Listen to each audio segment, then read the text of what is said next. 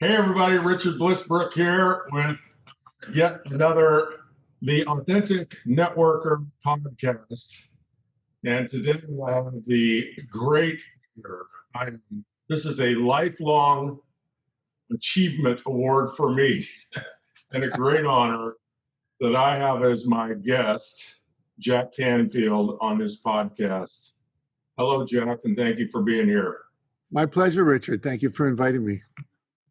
Well, it's you have been somebody that I have studied and followed for my entire career. I have been pursuing success for 44 years, and you've been along for that journey for most of it. And so I want to thank you for your contributions of inspiration, of confidence, of critical thinking, motivation, vision, and just being a friendly voice along the way. Because when I think about you, and I think about you as a mentor and a coach and an inspirational guide, I think of a man that is always kind and leads with his heart and is always smiling and seems to always bring joy to the conversation. And I can't always say that about every coach or every guide. So thank you for the journey. Well, thank you for noticing. Well, you probably know some people that, are angry coaches. I know there's a lot of them out there. I don't know what they're angry about, but so I wanted to tell people just a few things about you. There's going to be all kinds of biographical information in this podcast that people can read. But I have some things that I think are interesting that maybe you could talk a little bit about before I get down to running through them. But you're an interesting bird when it comes to being a coach and an author and an inspirational speaker. You have a master's degree from Harvard in psychological education. And, that's pretty rare. But I think the most interesting thing that I found about your Harvard education is you got a C+ and you were labeled an average writer at Harvard. Do you remember that? Yeah, my freshman year, I took freshman composition. It was an introductory writing course. I got a C+. One paper, I got C with 5 pluses after it. And I said, can't you give me a B with 5 minuses? And he said, no. Well, I'm always fascinated by the contrast. And I wonder if your professors at Harvard realized they gave you a C+, and then you went on to sell 500,000 books. And, one of your esteemed, you and I share a Guinness World Book of Records. So you are a Guinness World Book of Records holder for having the most simultaneous New York Times bestsellers at the same time, 5 books at the same time, 6 books at the same time, beating out Stephen King, right? Which, he might be a more famous author than you, but you've sold more books and have more bestsellers than he. I, on the other hand, am the oldest, whitest, fat guy to ever learn how to surf. That's in. Those are little different records that we hold. But then, when you go on to look at, how many books you've sold and the revenue and the lives that you've impacted, and probably this is the most profound contrast, maybe you can speak to it. 144 publishers turned you down for Chicken Soup for the Soul. And now that book has, impacted many lives, created revenue. But the one interesting fact that I read about Chicken Soup for the Soul is children in China read Chicken Soup for the Soul to learn how to read English. Yeah, that was exciting. One of our goals was to have what was it say, a billion books sold. And so we're at 600 million at the moment, and 315 million of those are in China. And one of the reasons is that the Ennui Publishing Company, which is about a square mile of publishing and warehousing, printing presses and all that, decided to buy the entire series and print it over there. And what they did was they also decided to print part of them as textbooks with the Chinese on one page and English on the other. So literally the kids in school are reading the Chicken Soup for the Soul stories as a way to learn English. And then if they can't figure out the word, they can look over on the other side of the page and it has it in Chinese. And the reason is that these stories are so interesting and so moving emotionally, and they're uplifting and inspiring, which is not traditional Chinese publishing. In fact, I had a professor at the University of Toronto who teaches Chinese literature tell me recently that Chinese literature in general has always been very flowery, very traditional, kind of almost like Shakespearean English, and that the Chicken Soup books have actually changed that, and that people are writing in a much more modern way because of the fact that we've sold 300 million books in China, and it's impacting the actual literary scene, which is hard to get, you know, I mean, because if you go back to my C in English writing at Harvard, and I think most of those professors are dead, so they probably don't even know that I'm out there. Some of my classmates do, and I've been invited back to speak at Harvard, which is really fun.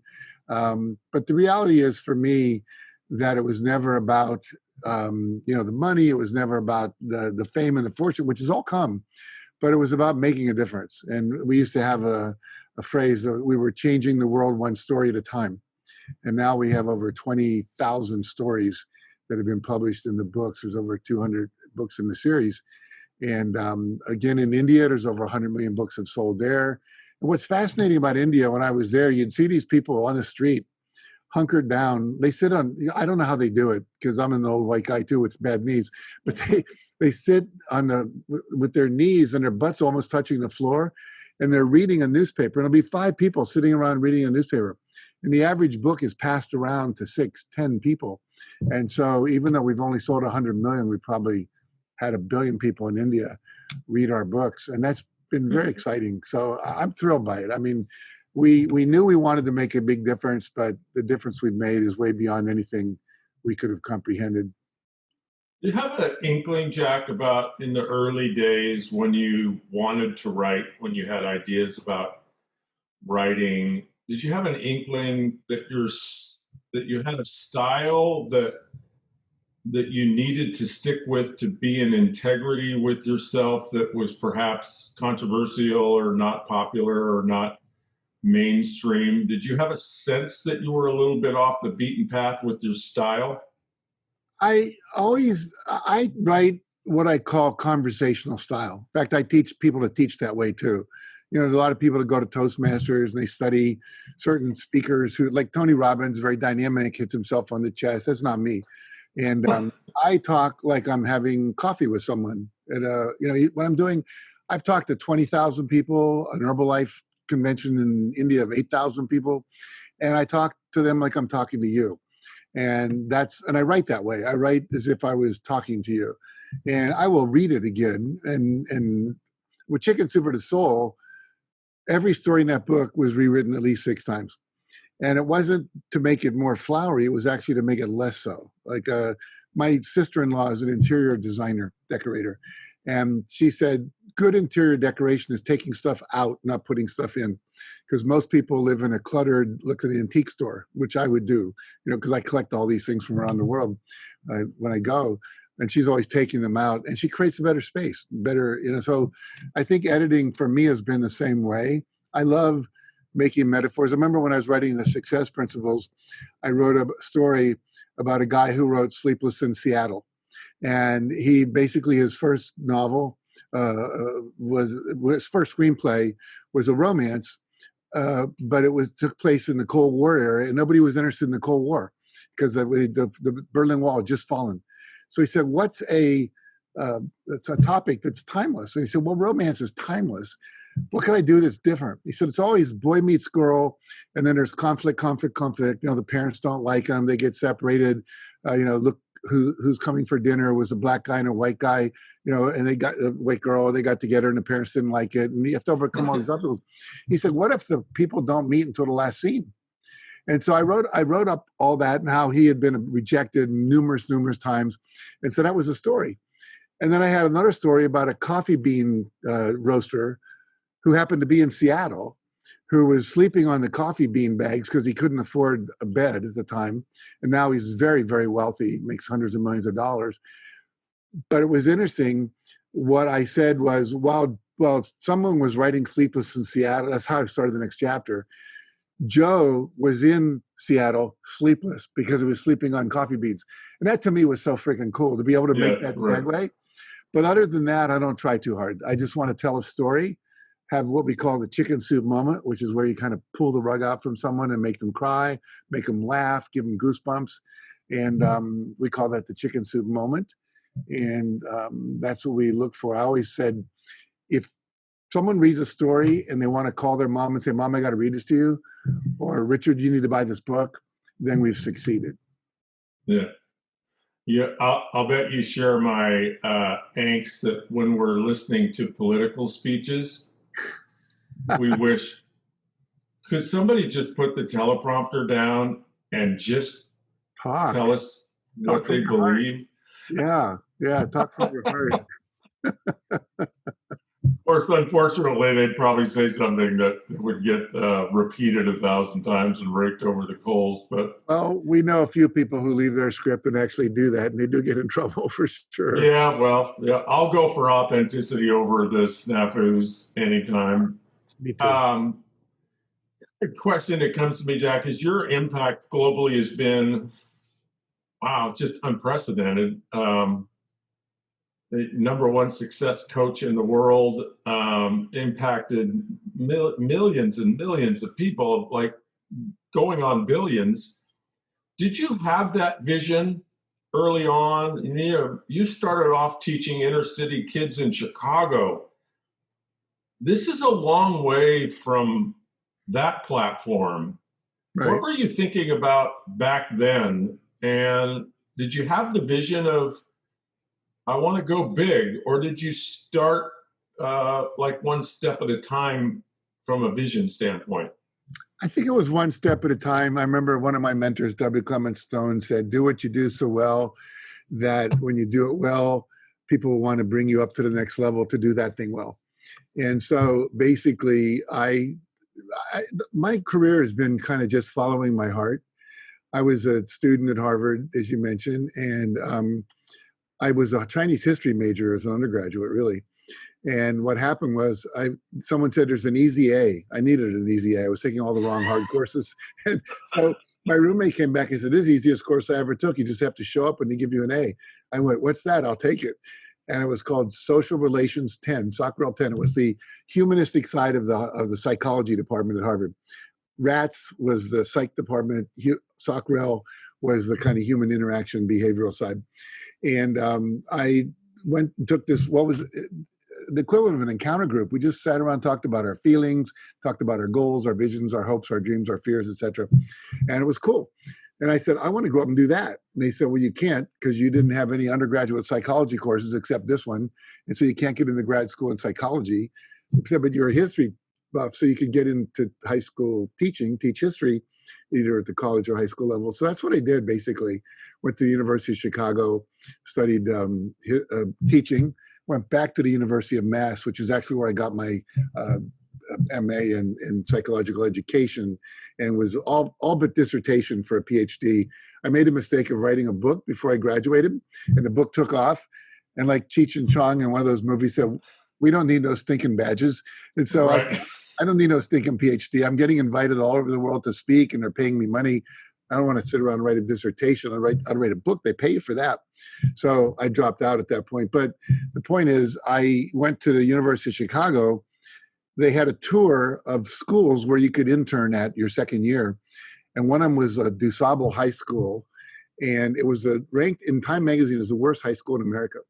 And I remember we took our field trip there. All these teachers were, the good teachers had transferred out. The ones who couldn't, didn't. And so the teachers weren't that good. The students were really they were interesting, to say the least. They had guards at the door with guns and all that in the school. But I felt like I could do something here. I could make a difference here. I could be useful here. So that's what I did. That's how I ended up teaching in an inner city high school for a year. And as a result of that, I ended up getting hired by another person who was from Harvard, putting together a staff to teach at a Job Corps center, which was teaching kids who dropped out of school, teaching them job skills so they could go back into the workplace and get a GED degree. And I ended up being hired by there. She hired 2 from Stanford, 2 from Chicago, 2 from Harvard, young Turks. We were all bright. And while I was there, one of them had studied achievement motivation under David McClellan at Harvard, who was the world's expert on motivation at the time, how to motivate people to achieve more. So I ended up taking that class with my friend Woody and studying that. And then I went to the Stone Foundation, W. Clement Stone, who was one of Napoleon Hill's best friends, and took a course there. And that's when they decided to close down the Job Corps Center. I'm looking for a job. They hired me, and I got to work with Stone, who was like a genius about achievement and success. So each step was just like the next thing led to the next thing led to the next thing. And when I was working for Stone, I went to a conference. I met a guy who was a professor at UMass. He said, I'll give you a full scholarship if you come and work on your doctorate. While I was there, I started the Growth Center. I had people coming for weekend workshops. I married a woman who had a trust fund, not huge, $6,000 every quarter she got, so $24,000 a year. But we were enough to buy a piece of property. We built a big training center on it. And I taught Gestalt therapy and psychosynthesis, transactional analysis, NLP. Everything I get my hands on, we'd bring in, I'd learn. And then one day I took this training called Insight, which was 350 people in a room, like LifeSpring, those kind of things. And I went, ooh, I want to do that. That's more people, that's more impact. And it was during those years that when I started to think about the things that motivated people the most were stories. Somehow you tell a story, people go, oh, it's possible, I could do that. And so that's when the idea for Chicken Soup for the Soul began. And then, of course, the rest is history. Yeah, that's some great history. And I love the stepping stone story, Jack. I was really impacted by reading the Steve Jobs story. And I should have counted them. And it'd be interesting, your own story, to count them, but to count the number of people that if you hadn't met this person, you wouldn't have met this person, then you wouldn't have met this person. Yeah, absolutely. And so many of them, they seem like dead ends. Like I met this person, maybe I had a bad business deal with this person, but it led to this person, which led to this person. And then in the end, you have the Jack Canfield story, you have the Apple story. And without every one of those players, you're not sure what you would have had, right? Yeah. I don't know. I mean, I kind of believe I would have met someone else somehow, some way, that something in me was wanting to move forward. Sure. The law of attraction was attracting me I always wanted to contribute more. It was always like, how can I contribute more? So, my first book was called 100 Ways to Enhance Self-Concept in the Classroom, which grew out of my work of building self-esteem in the classes I was doing, which then said, wow, I don't know a lot of people doing this. I need to share this with other teachers. So there was always that sense of wanting to get it to more people, which, is still what I want to do. It hasn't. Yeah. So most of the people listening or watching this, Jack, are, well, let's call it struggling at some level. Like they're yearning, they want to break out, they want to do something bigger with their life. That's why they're listening to a podcast. They're looking for that one story or that one distinction that might, be the tipping point for them. What do you end up usually telling that group of people, that's the up and comers, the people that are yearning for a breakout? What kind of coaching do you give them? If you could boil down all of your books and all of your knowledge into hey, here's 3 questions, or what do you tell somebody? I say, buy my book. And I don't mean that in a self-serving way, but it's like when you asked me, like what are the three most important principles? Yeah, there it is. I really encourage people to do it. Not because I need another dollar. I mean, really, I get $1.20 every time that book gets sold. So that is not making me wealthy. I've got other things. I have huge investments. I've got, royalties from lots of books and all that. But what I do say is that success is a system. If I asked you, Richard, if you could only keep 3 organs in your body, which ones would you keep? That's not enough to keep you alive. You need your liver, your spleen, your kidney, your lungs, your brain, all that stuff. So what I teach is a system of success. And a system has steps to it in the right order. So if you do the combination on a lock and you have the right numbers, I don't care if you're young, old, bright, not so bright, live in Hawaii like you do, live in California, live in Paris, France, live in Bolivia, the lock has to open. The problem is most people are missing some of the numbers or they have them in the wrong order. And I don't care how hard you work, if you keep doing the wrong numbers or missing a number, it will never open. And the same thing is true. A lot of people are doing a lot of hard work. They're doing some of the right things, but they're still not getting what they want. And I would say that you have to learn a system. And I'll give you just a distal of this, and I'll tell you 3 things. I will answer your question. But I think the first thing I tell everyone you have to do is you have to believe it's possible. You've got to start with the belief that you can, in fact, achieve what you want. And most people have limiting beliefs. You and I know, because I've read your books, you've read mine, that beliefs are critical. And most of our beliefs were formed between the age of 3 and 8, and then they became unconscious. We don't even know we have them. We have beliefs about money. We have beliefs about how you have to know people, beliefs about our ability, how smart we are, how attractive we are, what a white person can do, a black person can do, a woman can do, depending on where we live, our religious beliefs, some of which are empowering, some of which not so much. So we have to become very aware of at least choosing to believe that anything we want is possible. The second thing is you have to decide what it is you want. You have to decide. Most people never decide. And you and I know that the word decide comes from the Latin decidere, which means to cut off. It means to cut off all your options. You and I have a friend named Eric Worre who wrote a book called Go Pro. And he basically said at some point, I cut off all options and I said, I'm going to do this network marketing thing professionally. I'm going to devote my time to it. Your concept of a 4-year career. If I really put my time and energy into this, I can literally create financial abundance, independence, freedom, whatever, within a 4 or 5 year period if I really work at it. But I have to make that choice. A lot of people don't make that choice. And so I also have to cut off a lot of the distractions. The average North American watches 3 to 6 hours of television a day. W. Clement Stone, my mentor, was worth $600 million back in the 70s when he hired me, asked me 3 questions when I went to work for him. Number 1, do you take 100% responsibility for your life? I said, I don't know. He said, that's not an answer. It's a yes or no answer, son. Think about it. I was stumped. He said, do you complain about anything? I said, yeah. Do you ever blame anyone for anything? I said, yeah. You ever make an excuse? I said, yeah. He said, you don't take 100% responsibility. We'll work on that. Number 2, do you watch television? I said, yes. He said, how many hours a day? I said, I don't know. He said, think. I did. I said, I think about 3. I get up, I watch like a Good Morning America type thing. I watch the news when I get home, and usually an hour after that, something at night before I go to bed. He said, I want you to cut out 1 hour of TV a day. I said, okay. He said, that's going to give you 365 additional hours a year. Divide that by a 40-hour work week. That's 9.5 additional weeks. That's 2.25 months more than most people have. That's like I'm giving you a 14-month year to achieve things. I thought, wow, that's really cool. So I've done that. I limit my distractions. So the next thing is you have to take, well, what was the third thing he said? Trying to remember. Oh, he said, I want you to make a list of the 5 people you spend the most time with. I said, okay. He said, put a plus next to all the positive people, a minus sign next to the negative. Don't spend time with the minus signs. I said, Bill, because they called him W. Clement Stone, but he just wanted to be unique. His name was Bill Stone. And I said, Bill, my mom's name has a minus sign. He said, Right. Mine too. He said, Christmas and Easter, that's it, That's I said, it, yeah. okay. So make a decision. Yeah, exactly. So anyway, that was my intake interview there.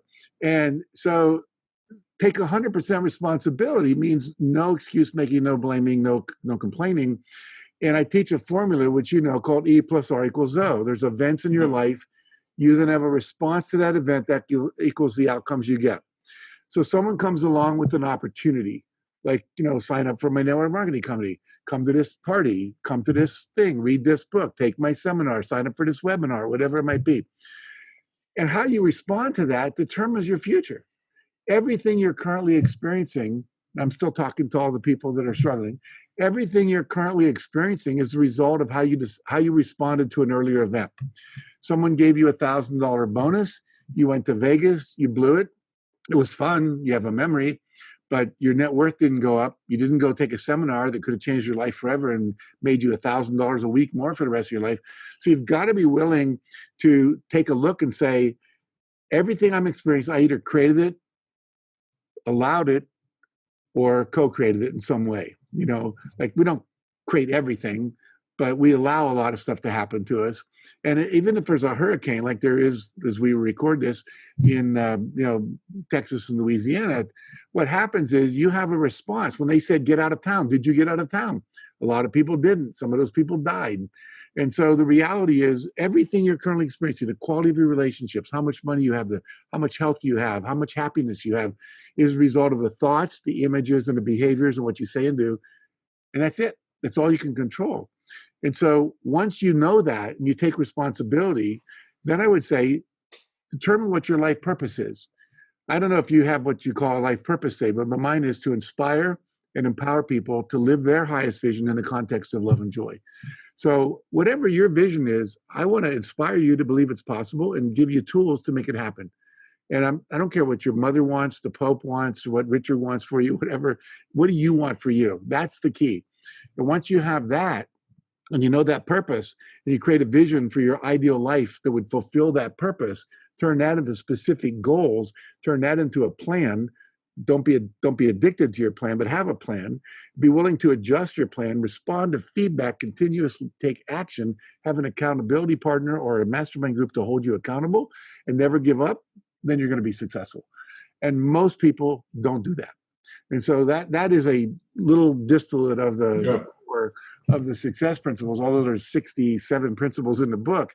Those are what you've got to do.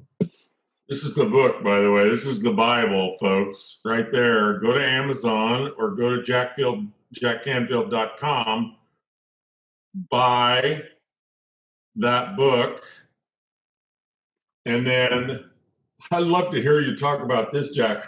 You know, one of the things that's been popular for the last 20 or 30 years when it comes to books and personal development is, you know, I read 2 books a week. In the last 5 years, I've read 723 books. Mm-hmm. There's that paradigm, you know, putting a notch in your gun. No, I haven't actually. I have very few books. And my relationship with books is if I'm going to have a book, I'm going to study it to the degree that I can teach it. And if I can't teach it, I'm not sure what good it is to me. Yeah. So when you recommend this book to somebody, what do you suggest someone do with this book beyond reading it? Yeah, 2 things.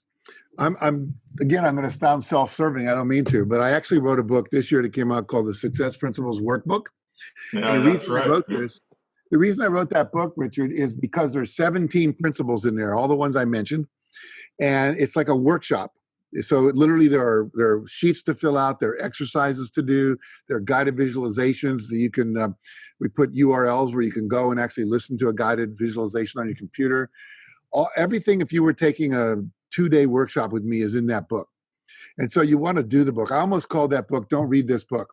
And because in the subtitle would be, don't read it, do it. And Right. Because you've heard the phrase by now, but I coined a term years ago called, you don't want to end up with shelf-esteem. You got all these books on your shelf that you read, but you didn't do anything. I love that. I love that. Yeah. Yeah. And so basically for me, I study a book as well. I've read 3,000 books. I had to add that up one day for some tax purposes. But what happens is I actually would have been better off to read maybe 1,000 and study them more. Now, there are books I've studied and read over and over and over and over. My own, of course, because I'm constantly teaching it. Bob Proctor's books, some books by Dennis Whaley, some books by Brian Tracy, things like that. W. Clement Stone's books, Think and Grow Rich, Right. Wallace Wattles, The Science of Getting Rich. Bob Proctor every January reads The Science of Getting Rich and Think and Grow Rich every year. Every year, reads it. And if you asked him to open his briefcase, both of those books will be in it. I don't care what day of the year it is. He's constantly studying that. And I think it's true. They always say the best way to learn anything is to teach it. And that's why I always encourage people to take my Train the Trainer program, because when you learn to teach it, it becomes Velcroed into your system. And your students are always going to ask you questions you don't know how to answer. And that's going to force you to go back to the material and learn it so you can answer it. I mean, as a high school teacher, that was the one thing I learned. Someone would ask me a question. Our standard answer, I'm sure you've all heard it if you're listening to this, teacher would say, "That's a good question. Why don't you look that up for homework tonight and tell the class tomorrow what you found?" That was the teacher saying, "I don't know the freaking answer." And you have like 3,000 Train the Trainer graduates, right? You have 3,000 mini-me's around the world. 3,500 in 117 countries now, yeah. And what do those people do? Well, they do a lot of things. Some of them do just that. They teach the success principles. Some of them are teaching lots of things, like they're a certified NLP practitioner and they're teaching this on the side. Some people are real estate people running, how to flip your house, but they're integrating the principles in. One guy was how to buy properties and flip them. And he took our Train the Trainer program, started integrating these personal development things in there so people would actually do the work. Because one thing, how many people do you know have gone to a boot camp on how to do anything, how to double your income, do real estate, whatever. And they spend like $15,000, $20,000 and they don't go home and do it.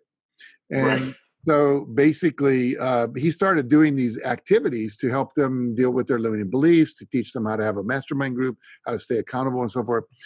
And people started coming to him and saying, "Could you do a whole weekend just of that personal development stuff?" So now he's doing as many personal development workshops online, like all of us right now, as he was doing real estate, flipping. Right. Yeah. All right. Here's a conundrum for you. I call it the catch-22 of motivation.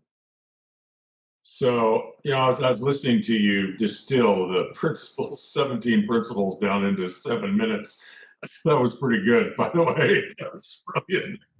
If somebody was taking notes, they're going, "What? It's a lot of stuff." As I listen to that, as somebody putting myself in the mentality of somebody wanting to break out, feeling like maybe I'm struggling or overwhelmed, a problem that I run into coaching people is what I call the catch-22 of motivation, which is you have to actually get motivated to learn how to get motivated. Yes. And I think that's what keeps so many people from taking that next step and the next step and the next step.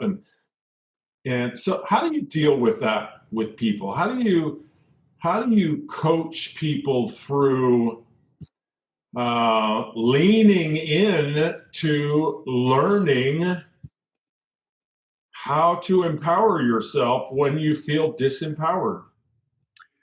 Well, if I'm coaching them, they're already motivated. In other words, if I'm working with someone, they've already decided to pay some money, and then they've demonstrated the fact that they're willing to invest time and money into their development. The real issue becomes, how do you get people to take that first step? And I always say, look, here's the deal. The decisions you make today are going to make the life you have tomorrow, just like what the decisions you made in the past are the decisions you have now. I like to show this cartoon when I do live seminars. I'm enrolling people. It shows 2 dinosaurs sitting on a rock. It shows Noah's Ark floating away in the distance. You see 2 giraffe heads, 2 elephant heads, 2 monkeys. And the one dinosaur looks at the other and says, "Oh crap, was that today?" And so it's like they missed the opportunity to be on that boat and therefore became extinct. I mean, obviously that's not what happened evolutionarily, but you get the idea. Right. that we're always being presented with opportunities. I think Robert Kiyosaki said something like, people will see an opportunity and walk right by it. They don't recognize one when they see it. And so we have to you have to somehow engage them in a vision of what's possible, and so you have to talk about what is it you want. Do you want a private school for your kids? Do you want to be able to have some free time? Do you want to be able to take your family on a vacation when COVID-19 lockdown's over? Do you want to stop paying your college bills off for the next 20 years and get them over with in the next couple of years? You appeal to what it is that they want on the other side of the river that's going to get them to get in a boat. And you have to make that so tantalizing and so believable. And so, they talk a lot about in sales, you got to find out what's the person want. So one-on-one, we can do that easily. You and I can talk with someone and say, how's your life working? On a scale of 1 to 10, what would you rate it at? And they go 6. You say, what would it take to make it a 10? Well, I'd like to have more money. I'd like to have more free time. I'd like to be happy. I'd like my teenage daughter to talk to me, whatever. Now we know how to motivate them to do what we do because we can promise them that it'll get us there. And if we can share testimonials of people who actually have those things, tell stories. I'm writing a book right now called Living the Success Principles. And it's got it'll have 101 stories, like a chicken soup book, of people who either read the Success Principles or took a workshop with me, and then applied a principle or all of them, and what happened for their life. And when people read those, they go, I want that. I have a hearing problem. I want that. I'm born black in the South to a single mom, and he did it. I want that. And so those stories make it believable. I think that's what Chicken Soup for the Soul did for so many people, is you saw people that were just like, and I'll share this with you too. The first edition of the Success Principles, I interviewed 75 of the most successful people in North America. The Steve Jobses, those people, John Gray, Men Are From Mars, right. Generals like Wesley Clark, who was the head of NATO Allied Forces, people that were super successful. And I wanted to see if the same principles that made my life successful were the ones that they made their life successful. So I want to make sure they weren't idiosyncratic to me. Turns out they were. So I used all their stories to illustrate the principles. Right. And a lot of people said, well, that's okay for Steve Jobs. He's from another planet. He's an alien. His DNA is not my DNA. And if you look at infomercials on television, they're not showing a guy who's already making $1 million. They're showing the plumber, the postman, the farmer, the guy that was, homeless. And so when I did the second edition, which is the one you held up, which came 10 years later, I illustrated most of the principles with stories of people who read the first book and applied those principles, so people could go, oh, that guy's just like me. That guy was homeless. This woman, lost her job. That person couldn't get pregnant, but they did. I have a guy who applied 100% responsibility. He was overweight. His wife couldn't get pregnant. And he said, I've done everything. Have you lost 60 pounds? What do you mean? Well, there's research that shows people that are obese, that their semen's not as strong. Oh, I'll go do that. He did it, and guess what? Got pregnant. His wife got pregnant. So I love his response. What do you mean? When you ask him if he's lost 60 pounds, and his response is, what do you mean? Exactly. But see, people don't research. I remember I've given tens of thousands of talks, literally. And people will come up, and I love to hang out with people at the end, and they have to throw me and them out of the hotel at the end. And someone said, my kid wets his bed. What do you recommend? I happen to know because I had a kid who was a bedwetter and so forth. And I said, before I answer that, have you gone online to look up what to do about bedwetting? No. Have you gone to Amazon to see if there are any books on bedwetting? No. How long has this been a problem? Oh, about a year. Yeah. I don't get it. The information out there, but some people just have, maybe it's a bad habit. Maybe school was so painful, they just don't want to learn anything anymore. But I think that in general, go back to your original question, is find out what people want and then show them how they can get it in a reasonable, realistic way. And I would say this to young people and anyone, whatever age you are, who's struggling, success is not a sprint. It's a triathlon. There are going to be those few people who take an online marketing class, and all of a sudden, I met a guy like this. He sells towels online. He makes $1 million a year selling towels. He found the right product, the right internet in the internet marketing class, and he made $1 million selling towels. That's rare. What's really more likely is like what you write about in your book. Takes 4 years of work. It takes 10,000 hours to become a master. I say if you work with a master, you can get there faster. Working with someone like you or me or whoever else that has already achieved what you want can help you, because you can shortcut a lot of things that we learned. You don't have to suffer through, but you have to commit to what Tony Robbins calls CANI, C-A-N-I, constant and never-ending improvement. And that's why I've read 3,000 books. That's why you've interviewed. You probably learned as much from interviewing people as you did from any book you ever read. And you For probably sure. more because that's more your style and personality. And we all find our way. If it's watching YouTube videos, TED Talks, listening to books on tape, whatever it is, but be a learner. Yeah, there you go. I was gonna ask you what's the most important thing you've ever learned in your entire career, and you might have just said it. I think so. I mean, I always say, if I had my life to live over, I would have written sooner, because books really do make a difference. It made a difference in your life. I know your books that you've written. Yeah. It's allowed you to help a lot of people and also gain income and influence from it. I would say the best thing I ever learned, probably from Stone, to, take 100% responsibility for my life. That was life-changing. My dad, he wasn't a union man, but he was kind of like that. The corporations screw everybody over and all that. And I had that mentality when I went to work for Stone. He made us go down to the Chicago exchange. And as people came out and got into their limos, all of us young radicals that were working for him at that time, and thanked them for being models of inspiration instead of going, you suck, you screwed up, whatever. Right. And he said, you've got to really get that success is not a 4-letter word. Because I grew up in that kind of 60s, 70s radicals belief set about that. And I think when I learned that money is the root of all philanthropy, not the root of all evil.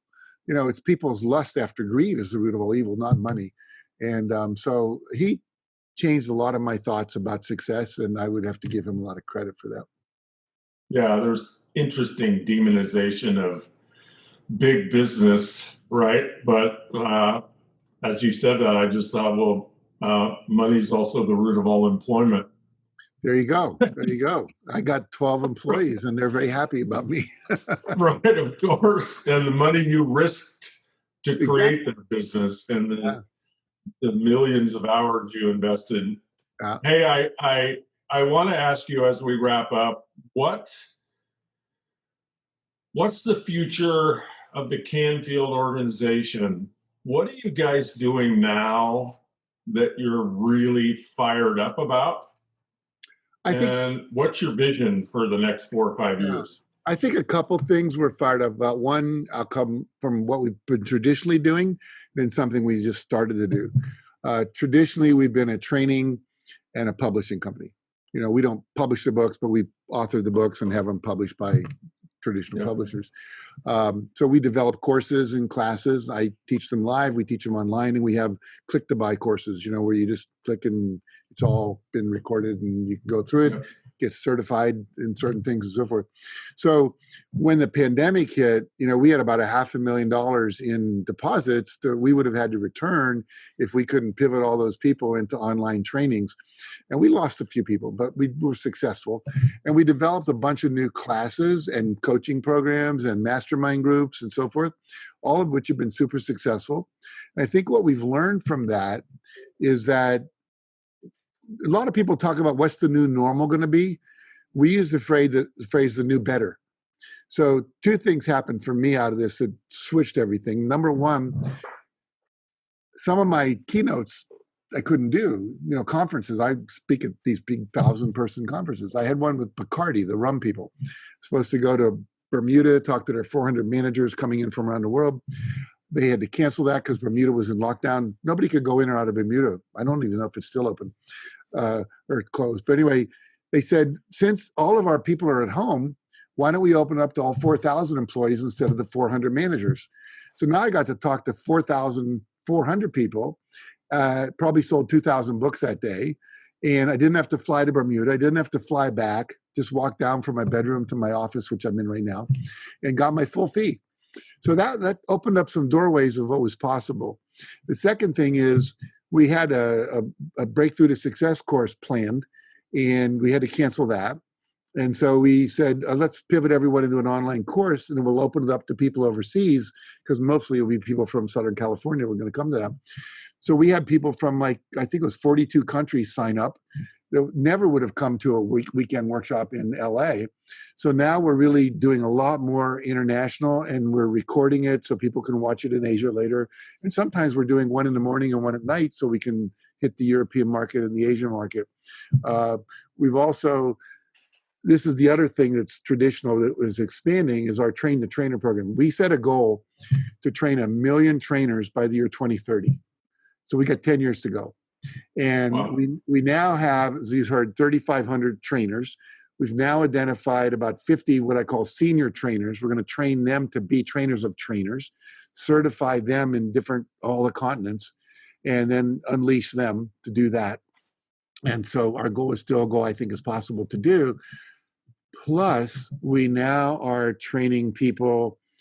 So let me go over to the new thing we took on. So when the pandemic hit, I remember 2008, 2009, that's when the big economic crisis hit. We had the same problem.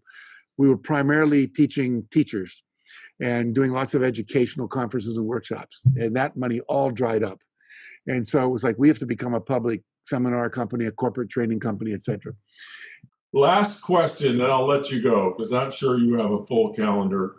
If there's one program that somebody wanted to subscribe to beyond your book, but a program, an online program, so that they could get introduced to you and your work, like the starter program, something online, what is it and where would they find it?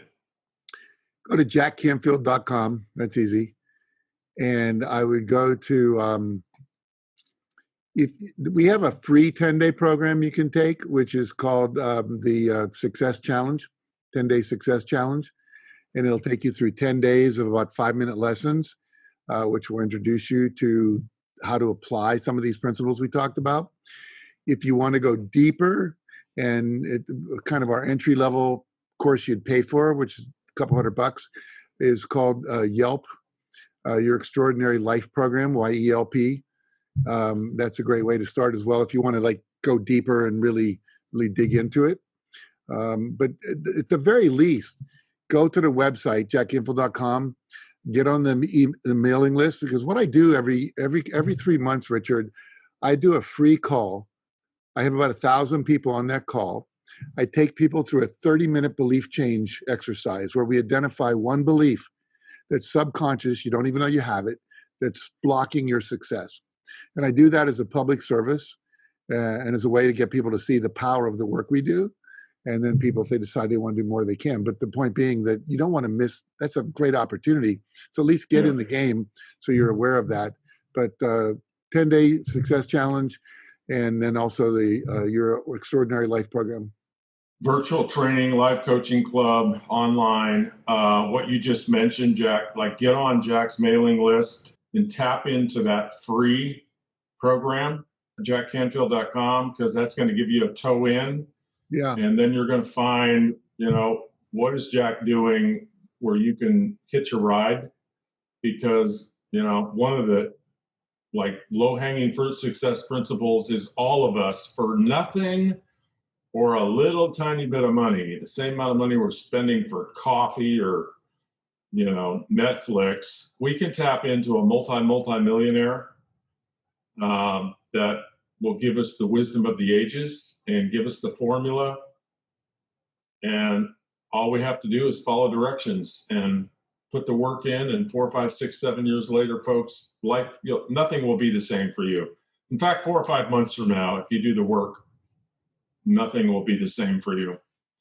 Jack Canfield, thank you immensely for your contribution of time, scheduling, carving out the hour. I know what that's like, and I'm just a little podcaster out there very generous of you to lend me your presence, and I appreciate it immensely. And I look forward to working with you and continuing learning from you for the rest of my life. Well, thank you very much. And I've also been learning from you about what you're an expert in. So it goes both ways. Thank you very much. Thank you, gang, for listening to the Authentic Networker podcast. This is Richard Blissbrook. We'll see you next time.